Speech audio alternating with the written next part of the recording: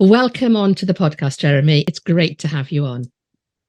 Thank you very much, Leslie. It's fantastic to get to spend some time with you. Thank you very much for having me. My absolute pleasure. So I'm going to ask you the same question I ask all my guests. What's your money story? Thank you. So we'll have to go all the way to way back when, won't we? I've been very lucky to have a great career, and it's really come home to me recently because I've been lucky enough to spend some more time with a couple of people that I worked with early in my career that really feature in the story, I guess, that have reminded me of a few things and put me in my place, actually, reminded me of a few things I'd forgotten. I was blaming them for that was definitely my own fault. So basically, I did the classic thing, or as everybody does, I guess, of going to school and then university. I guess the real money story bit starts right at the start there. So I'm quite lucky. I come from quite an entrepreneurial family. So my dad's a finance director, or was. He's retired now. Was a lecturer with the ACCA, so like a Jedi of accountancy, as it were. I like that. And so he quite smartly realised I've got two siblings, a brother and a sister. My brother's 3 years younger than me. My sister's 10 years younger than me. So she was a bit later in the story, I guess. But my brother and I being fairly close, and my brother's dyslexic. And so when my brother was 10 and I was 12, I think, my dad helped us start a mobile disco business. So we used to DJ kids' parties, and as we got older, when I was 18, we'd do 18th and 21st and all of that sort of stuff. So a little bit cash in hand. So I hope HMRC aren't listening. I think it's all in the past. But actually, there's nothing better than lived experience, is there? So what it actually taught us, looking back, was how to run a business, how to market and sell to people, how to deliver a good service and look after your customers. We'd get repeat business. We'd do someone's 16th and then they'd want us for their 18th and 21st and maybe their wedding and all of that kind of stuff. And my brother picked up a lot of engineering skills, electrical engineering skills, looking after the equipment, and he went and worked as a little part-time job as well in an audio shop. So he's sort of mending and fixing things. So, but of course, one of the key things we learned about was money. And my brother back then was probably better at it than me. So it was my brother's business. I just worked for him. I was the front of it, I guess. I was the front man. He was more the quiet guy, just running the thing. And so you were the Ollie Mears to your brother's Simon Cowell. Yes, why not? Something like that. But he was quite clever and saved all of his money. His first car was brand new. He got a 1960s VW classic camper van when he was quite young, and has a nice house and all that sort of stuff. Whereas I, around A levels, sixth form, and certainly into university and beyond, I was doing all of the stupid things that I've only learned about much later in life, of buying expensive clothes, wine, women and song and all that sort of stuff, and enjoying myself a lot. I've had a wonderful existence, but not being particularly smart with money. And so earned a fair amount compared to my mates that were stacking shelves and all that sort of stuff. But I guess the important bit was the entrepreneurial kind of skills, and particularly public speaking and how to present and how to sell to people. So my kind of first real jobs, I was really lucky. I joined a business called Mouchel pretty much straight out of university, and was the youngest allowed to hang around with a crowd who went on to be really successful. Particularly there's a guy called Graham Keane, who was head of the winning work function for their outsourcing business in local government and housing stuff we were doing. And we were really successful. We won every deal that we bid over about a 7-year span and scaled quite a big business. And it got us noticed. Graham went and got headhunted by a company called E.C. Harris, who were kind of the world's preeminent quantity surveyors and project managers. And then he brought a number of us across to the business with him over the couple of years that followed. And the interesting bit, so Mouchel was a PLC. So you could buy shares and have, I did a share save scheme as a kid at Mouchel, but I didn't really understand it. And actually, Graham, I pushed. It was Graham that I've had a couple of coffees with recently, in terms of to sort of position his level of success. He lives on his super yacht in Hong Kong Harbour next to his other super yacht. So he's done okay. Okay, yeah. He ended up at EC Harris running the business for all of Asia with 12,000 staff, or for Arcadis, who bought EC Harris later in the story. So Graham and a lot of the people around me then were very good with money, obviously. He got very much into investing in stock, big value shares in businesses that had taken a bit of a tumble that were clearly going to recover, and made a lot of money. He invested a lot of money in shares. I think he was the second biggest shareholder in Mouchel, which is was a publicly listed business then, after the chief exec. Put all of his efforts into the business, in effect bought equity in the business and did very well. And he was telling me to do the same, and I didn't really understand, or was too busy enjoying myself, so I didn't.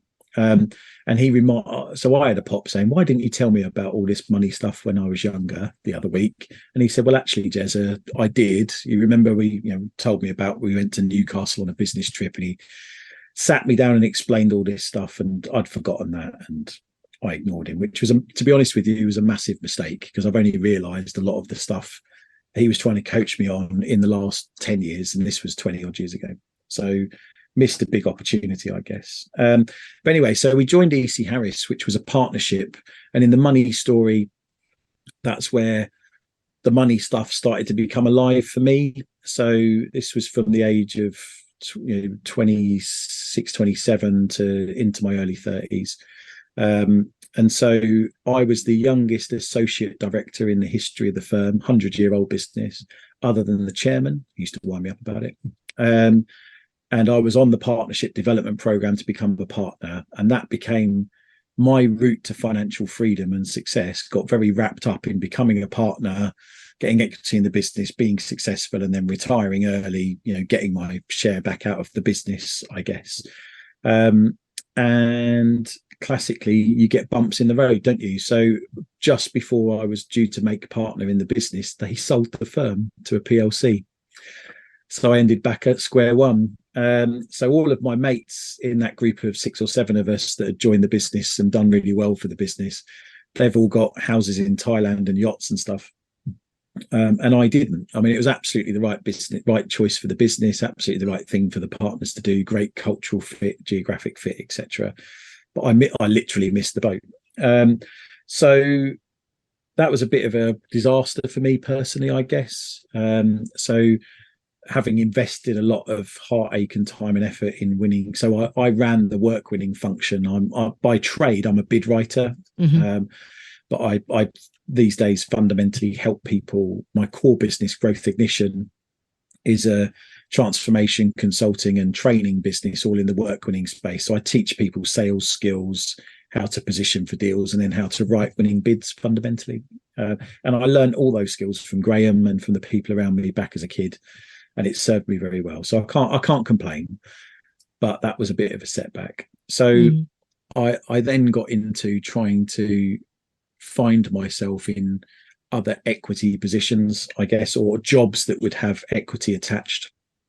And so I left Arcadis after about a year, I think, after merger, having learned a lot about how businesses merge together and things like that. So I helped 2 businesses in the debt recovery space merge together, and the idea, which had been bought by a PE firm, and there was a sniff of equity or sort of shares in that, which could have been quite good. But then I got enticed within 6 months of starting that journey. One of their smaller, more interesting competitors, JBW, headhunted me to join their board instead. So which I did. So I joined. It was owned by a guy called Jamie Waller, who was very entrepreneurial. He was very much on a track to sell the business, grow and sell the business. I think he'd failed to sell the business 3 times for about 10 million quid. And so I put together with a chairman who joined, helped build the plan and execute the plan to win a few strategic deals, which we did. and sort out all the pipeline data and the MI, which helped us write a compelling IM, information memorandum, to eventually sell the business. So in a 2-year span, we took it from having failed to sell for 10 million, we sold it for 26.6 and sold the technology platform for another 9. Mm-hmm. So there's a common theme here. Jamie has a yacht and has done very well for himself. No, not at all. And he's handsome, the bastard. But yeah, he did very well out of that. It became apparent, though, I hadn't been very clever, being a bit naive. I hadn't got a few things written into my contract and didn't quite receive all of the money out of that sale that I thought I should or might. So that was a bit of a shame, but did all right and learned a lot of skills out of it again. But again, it wasn't the lottery win, wasn't financial freedom or anything life-changing. And so then I was sort of recoiling from that, and we'd got through the construction recession by then, so I could go back to my natural habitat sector-wise, which is generally construction, professional services, or contractor. So CV-wise, I could do with getting some bigger, sexier stuff back on the CV. So I joined Mace, who built the Shard and the London Eye. Coolest builder in the world, fantastic super brand, awesome business, owned by 5 or 6 fairly aggressive blokes. But the business has evolved and has grown. So I spent 4.5 years as the work-winning lead. I had the bid function, capture function for the construction business. So my first job for a builder. And again, there was a sniff, it was intimated that if I did well, I'd get some equity in the business and all that sort of stuff, which I don't think was ever true, really. But anyway, I helped them take the business from 1 billion to 2 billion turnover in 4.5 years. Lots of very hard work. My team won Tottenham Stadium and Battersea Power Station and loads of data centers for some big brand companies around the world. And I had a great time and I learned a lot. But my dad pulled me to one side in the March 2018 and less than politely explained I was killing myself, making other people rich again, and that there wasn't an equity play and I needed to rethink my life plan and strategy and do some stuff for myself, because this model of working really hard in a business and hoping that someone would give me equity, or maybe having it written down but not strong enough or whatever, clearly wasn't playing out. And the backstory was my dad had bought a business with 4 mates and a PE firm when he was 50. And then he got exited or sold his shares when he was 60ish. And, he's a millionaire now, drives around in a Morgan sports car looking quite smug, done very well for himself. And so it was a slightly painful exit, but the underlying story is that he's financially free and some.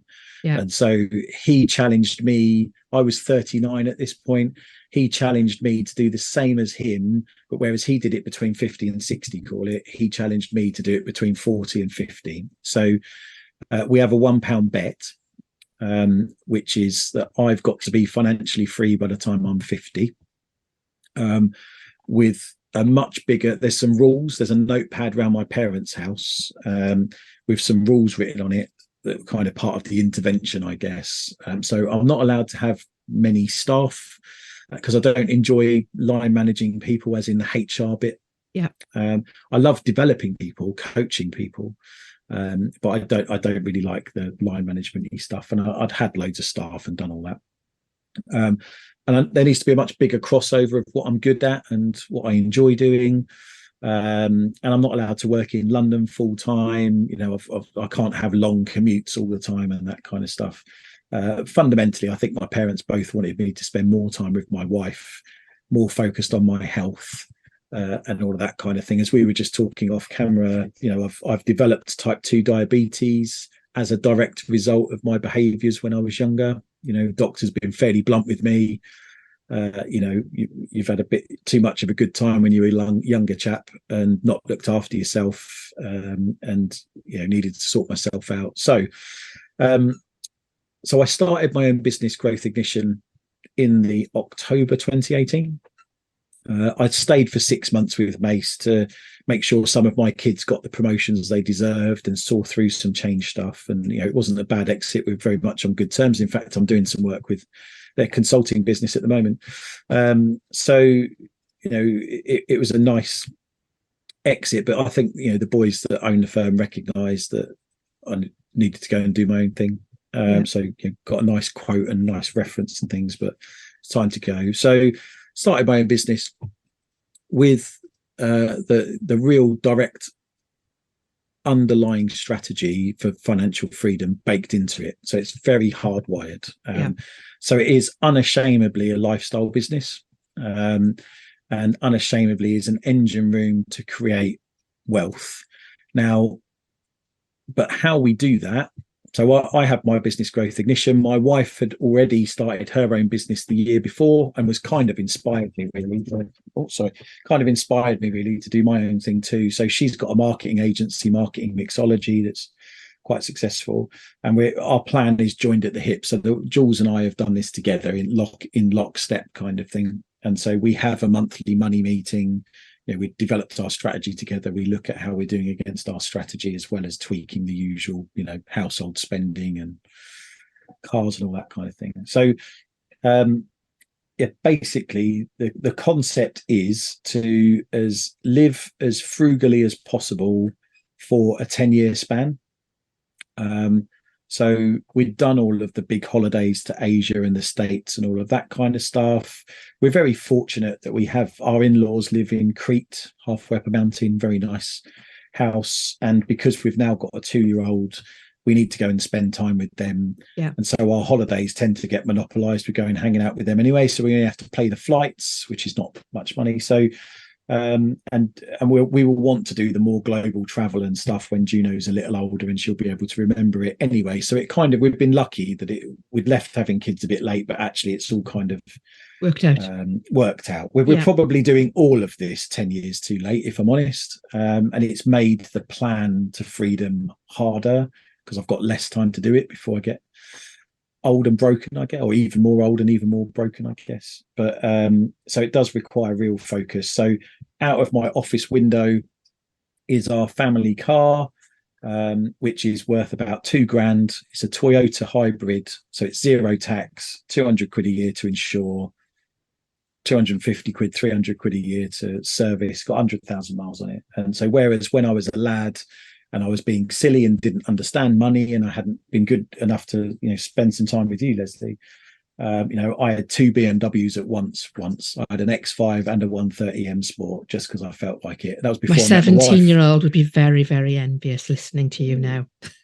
I mean, it was really cool. Yeah. But it's a bit like having two nice cars like that. It's a bit like having a pet elephant. Everyone else thinks it's a great idea, but it costs you a bloody fortune. Yeah, absolutely. So I lost shed loads of money in depreciation because it was the year that petrol went through the roof and the car tax laws changed or levels changed. So they both suddenly became 450 quid a year to tax instead of 200 or whatever it was. And so difficult to sell. So anyway, my dad used to open, when I go around my parents' house every couple of weeks for what I call the inheritance protection Sunday dinner. My dad used to open the front door and just go, "Diesel golf, son," and then he'd just walk off. So I learnt that lesson partly with my wife's help, really, when we bought that car. Certainly we bought that car about 6 years ago, I think, and have followed the classics of buy a Toyota, drive it to service it, but drive it till the wheels fall off and then do that again. So, that kind of is an example of what we've done throughout how we spend money.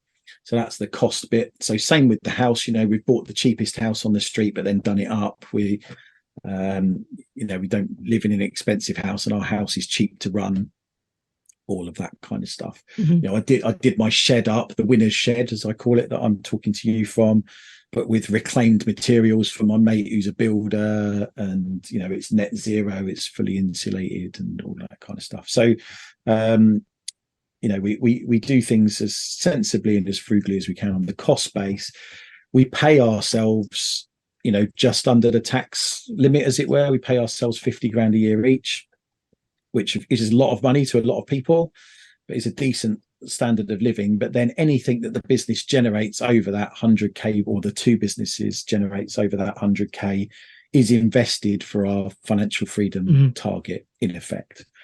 So can I stop you there, if that's okay? Yeah, because there's so much you've said along the way that I'd love to try and unpack in a kind of order, if possible, because I think, listeners, there'll be lots of different things that you said that listeners will pick up on and probably want to know more.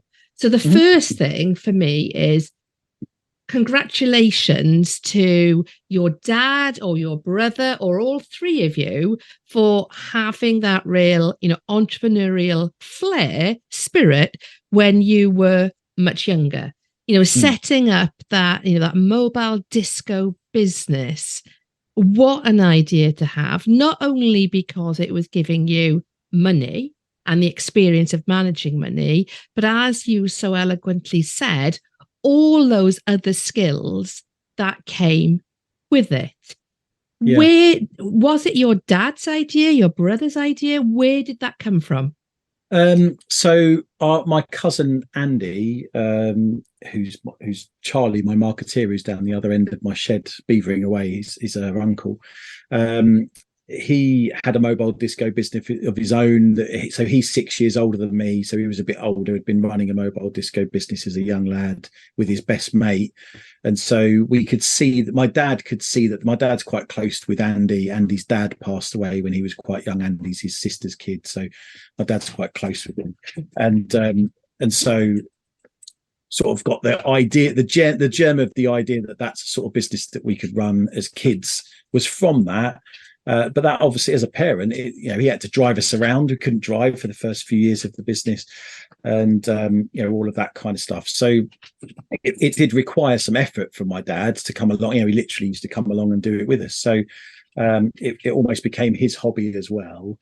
But I think what he'd realised was that schools don't teach you about money, which is obviously a massive thing that you must come across all the time. Yeah. And certainly Charlie's working on something that we'll talk about in a bit, our Destination Freedom program. And she's just literally come out of sixth form and has not been taught a thing. I had to explain income tax to her. She was like, "They take how much?" I know, it's a shocker. Yeah. So I think my dad was quite smart in getting us to learn about money and running a business, but also the sales skills, all of that kind of stuff. Because you just don't get taught that at school, do you? And it's particularly moving forwards in an AI automation dominated world. All us humans will have left is interpersonal skills, sales skills, and then the need to manage money effectively as things get ever more difficult in many ways for many people off into the future. So yeah, you're right. It's a key point to pick up, that creating an environment where we were exposed to understanding that stuff was crucial in lots of ways, and has been beneficial in lots of ways throughout our lives, actually. Yeah, absolutely. And I think as well, one of the easier things that parents can do to help their children to understand money and to manage money is to either give them pocket money, I believe, in return for doing things, around the house, or to facilitate, exactly as your dad did, starting your own business before possibly, because you can start a business at any age. You can't actually go and get a job at any age. Most businesses won't have you on the books until you have your national insurance number.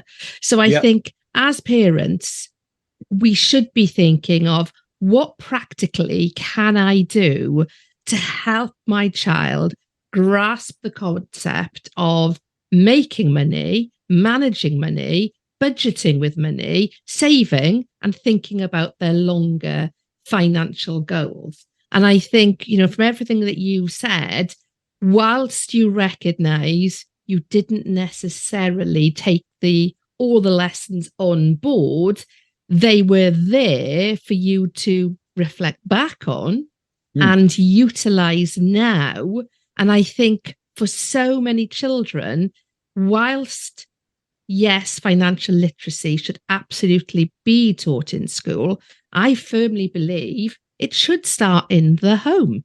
Because if it doesn't start in the home, then a lot of great time has been missed having those conversations that are age relevant, just by drawing the child into talking about a shopping list, talking about the cost of, as you've just done, running a car, helping them to understand that what mum and dad earn is not what mum and dad actually get paid.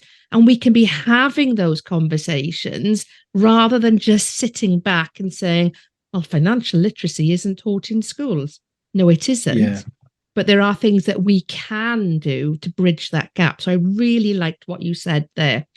What do you think was the difference between you and your brother in terms of him learning those lessons when he did versus you not learning those lessons at the same time?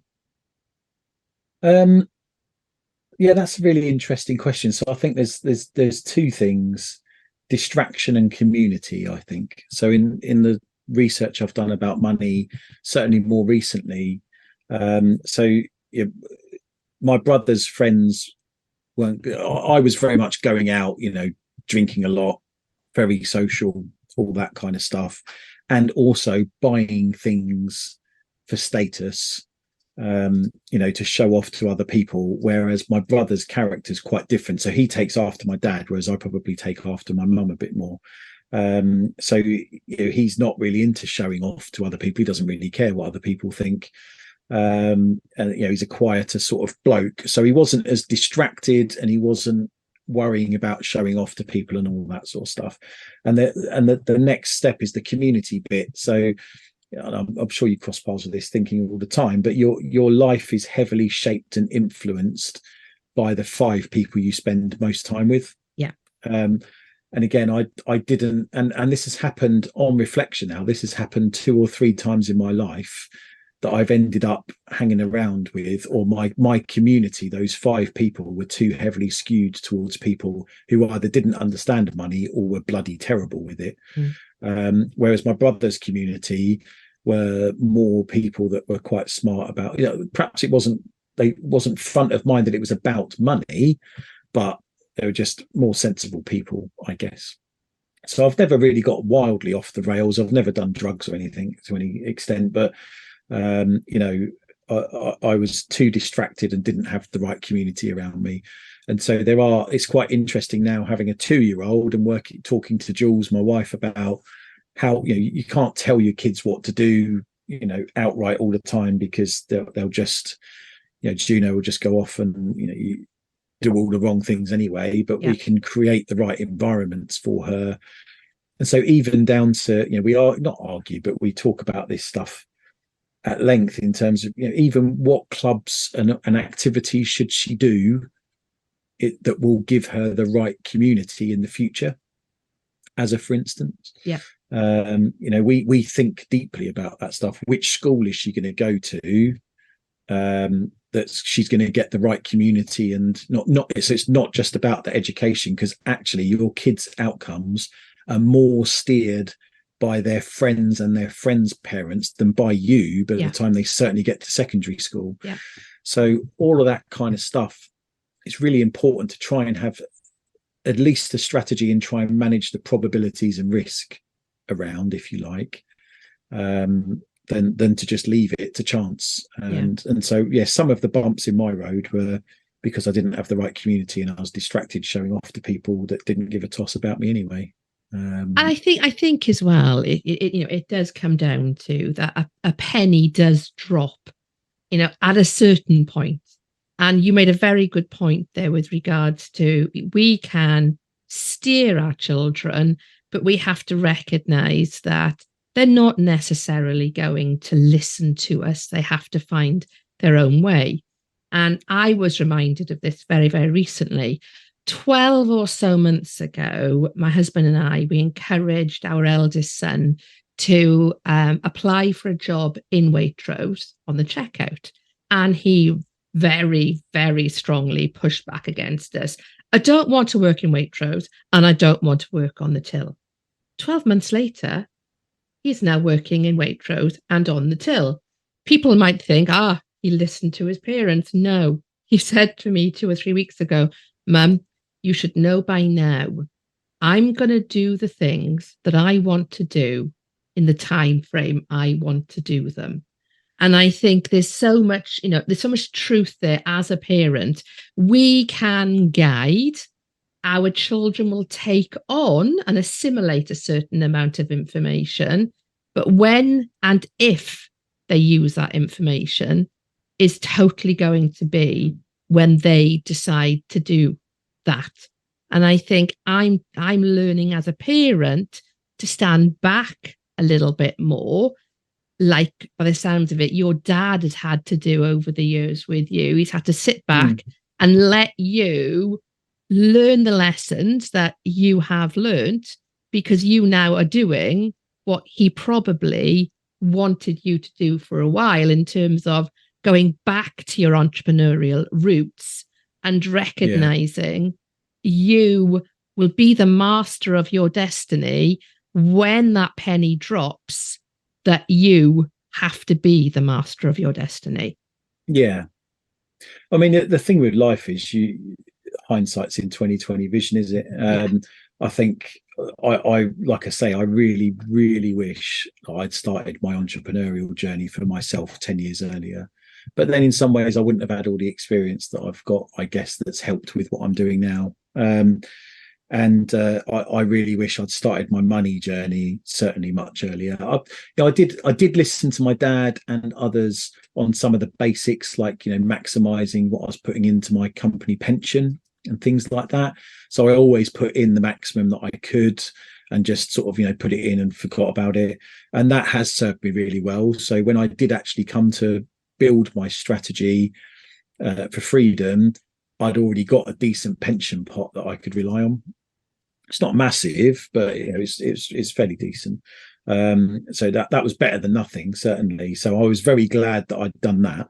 I wish the money had been better invested and the performance had been better, but at least I'd got that bedrock.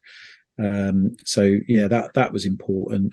And then I just think the gift of being able to start a business and that it running well and generating wealth ultimately is just a gift that people are not taught about at school. School teaches you to be a good employee, probably a good factory employee, that kind of thing, kind of batch education.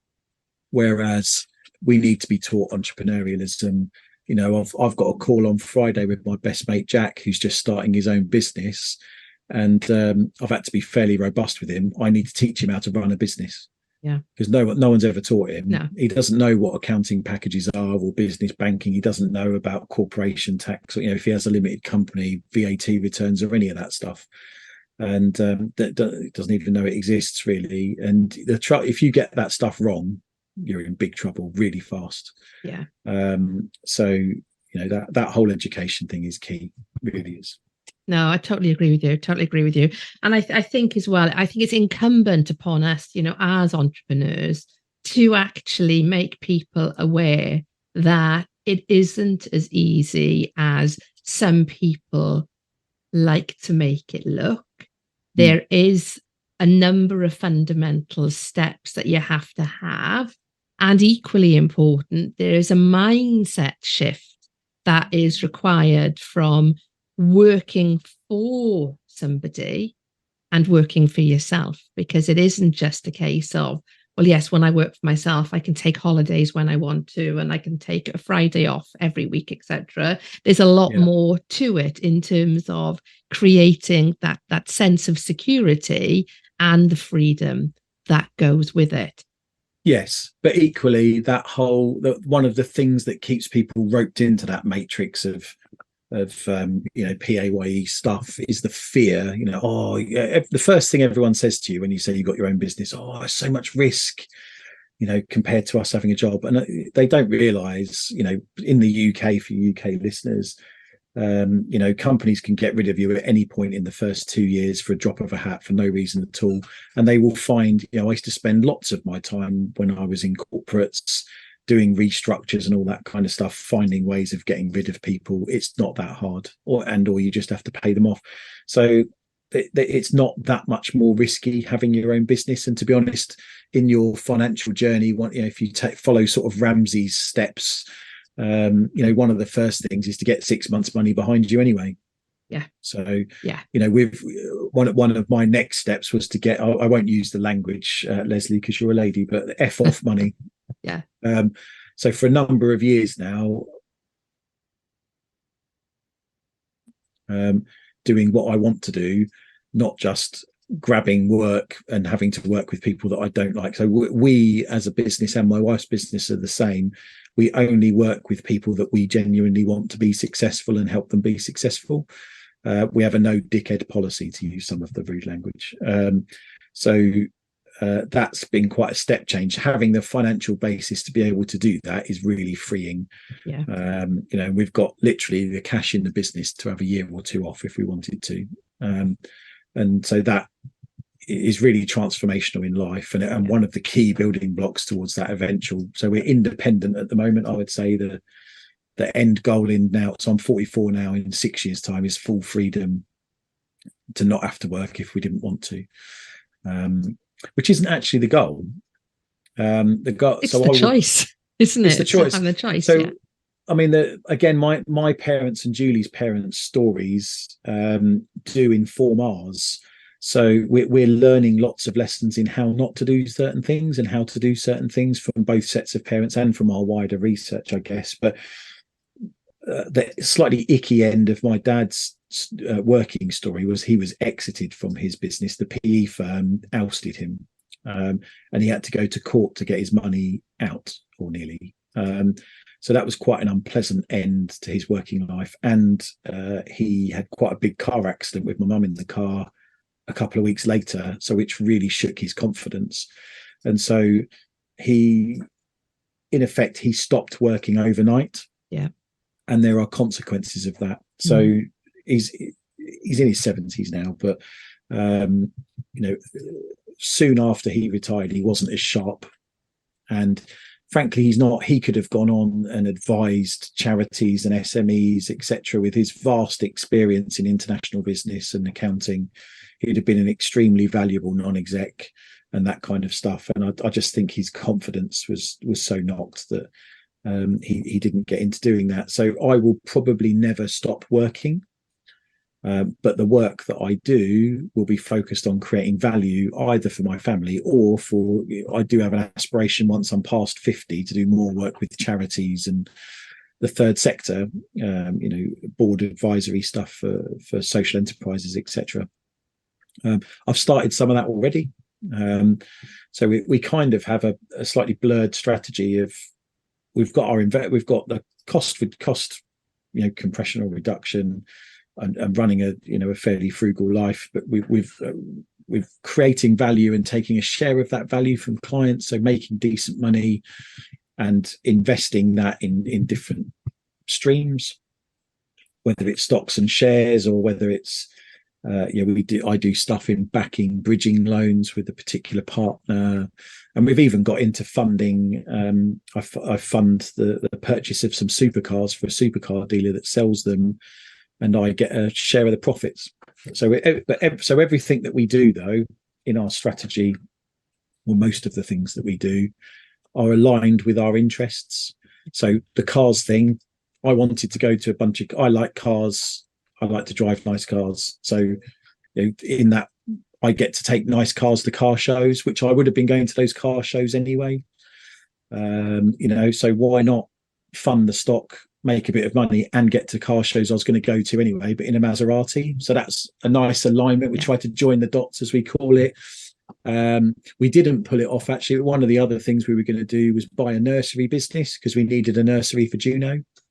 So rather than paying someone else $1,000 a month or whatever it is, why not buy a business or start a business and do it that way? But just of late, the resource constraints on businesses like that, the risk's too high. They really struggle to attract and retain staff. So we decided not to do it. We've just put her in a great nursery instead. But we do try and be entrepreneurial in everything that we do and create value rather than just more cost or liability. We try to create assets in effect rather than liabilities.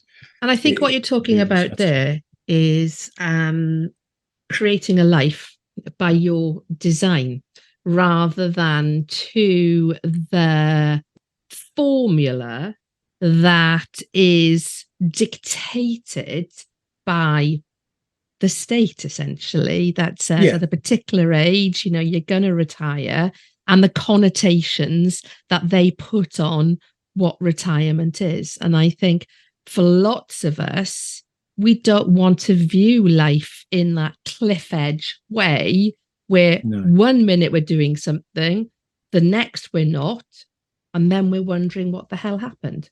Yeah, exactly. No, it's not my journey at all. So we're now 5 years. My Growth Ignition was 5 years old at the start of last month. And so we're 5 years into the plan. There's obviously been bumps in the road, pandemic, recession, or whatever we're calling it at the moment. We've had clients go bust and all of that kind of stuff. But fundamentally, where we find ourselves rough and tough in the place now is that between the two businesses, we just need to invest 40 grand a year every year for the next 5 years, and then we'll be financially free if our investments pay off. But that's kind of just the baseline, I guess. And that's not ideal. That's a lot of money to a lot of people, but that's not a particularly stiff target for us. We've been comfortably generating a surplus of way more than that in the last 2 or 3 years at least. So we're in a really privileged position, and what that's meant is you've got the peaks and troughs of life as well. So because we've got a 2-year-old, I saw some stats the other week that by the time your kid is 12, you will have spent 75% of the time you will ever spend with them. Yeah, I know. And by the time they're 18, it's 90%. Yeah. So we're very focused, and we've wound the businesses down a bit actually until she goes to school, and then in 2 years' time. So for the last 2 years and for the next 2 years, I've been working 3.5 days a week in term time, in effect. And a lot of our business is training and stuff anyway. So I'm quite quiet in the holidays, summer and Christmas, etc. So we tend to have a month off at Christmas and a month off in the summer together. And in the summer, we'll go and live somewhere else, get an Airbnb for a month. Didn't this summer because I've been standing up Destination Freedom, but most summers we do that. And Jules, so I have Juno on a Monday. Jules has her Tuesdays, Thursdays. She goes to nursery Wednesdays, Fridays. So she socialized with other kids, etc. And so that's what a beautiful thing. What a fantastic thing. To be honest with you, if I was still at Mace working as hard as I was there, and some of my colleagues did have young kids when I was there, I don't know how we would have done it, to be honest. We've been really lucky, or depends how you look at it really, but life by your design. By our design. Yeah. But I tell you, I don't know how we would have survived actually. We've had a tough year until about 3 months ago, because Juno started nursery, and of course everyone with kids knows your kid starts nursery and then they bring back everything bar Ebola. Yeah, it's just been horrendous. Yes. And it doesn't stop at nursery, believe you me. My 15-year-old was off school last week, and my 17-year-old is off school this week. It's been really tough. Yeah. So yeah, we've had a bumpy old year, to the point where my accountant did my VAT return one quarter and phoned me up and said, "Jezza, are you all right? Because your turnover's way down."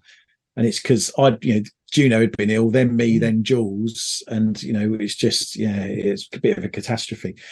So but to be able to the business is to sustain us through all of that and not have to dip into any of the reserves or anything, and all of that kind of stuff has been fantastic. So we are incredibly lucky, but you make your own luck, don't you?